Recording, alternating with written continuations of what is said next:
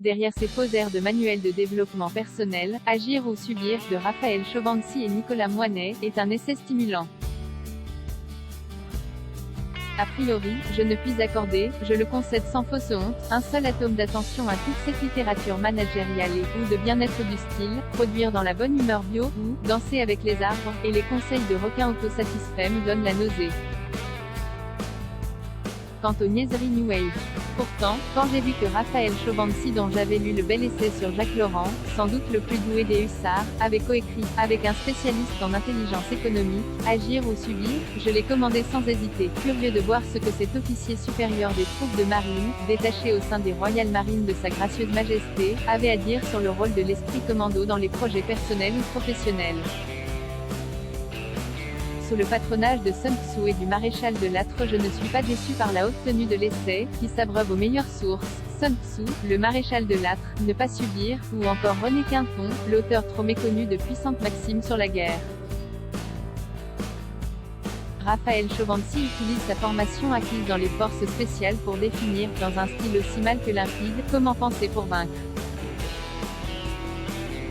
Et vaincre signifie refuser de subir, il aurait d'ailleurs pu citer Dominique Vénère, exister, c'est combattre ce qui me nie. Or, la vie sociale, culturelle, politique ou économique est toujours un terrain d'opération, avec ses vainqueurs et ses vaincus.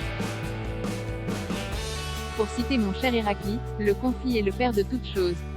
L'objectif de notre centurion est bien, d'extraire de l'éthos militaire l'état d'esprit et les approches transposables dans le monde civil, d'adapter à notre temps les valeurs cardinales de la deuxième fonction indo-européenne, celle des kshatriyas de l'Inde ancienne ou de notre noblesse d'épée, courage, la première des qualités humaines, selon Aristote, l'éducateur d'Alexandre, et excellence, unité et adaptabilité, humour et humilité, joie et abnégation, et enfin détermination.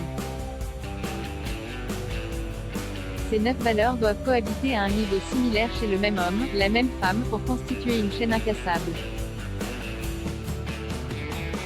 La devise des commandos, ou d'Ares Wins, qui ose gagne, est centrale dans cette préparation mentale aboutissant, écrit Chovancy, à « la joie d'être l'artisan de sa propre vie, l'architecte, le bâtisseur et l'occupant de son temple intérieur ». À rebours du siècle, triste et géniard, notre officier exalte ce courage, unanimement loué mais rarement apprécié dans la vraie vie, sans doute le plus difficile, celui de s'opposer aux idées reçues, de refuser les mimétismes et de combattre les dogmes. Raphaël Chovancy et Nicolas Moinet, Agir ou subir? L'esprit commando pour muscler votre projet professionnel ou personnel, Duno, 156 pages. Agir ou subir? L'esprit commando pour muscler votre projet professionnel ou personnel. Price, 15,90 € 8 used et new available from 15,90 €.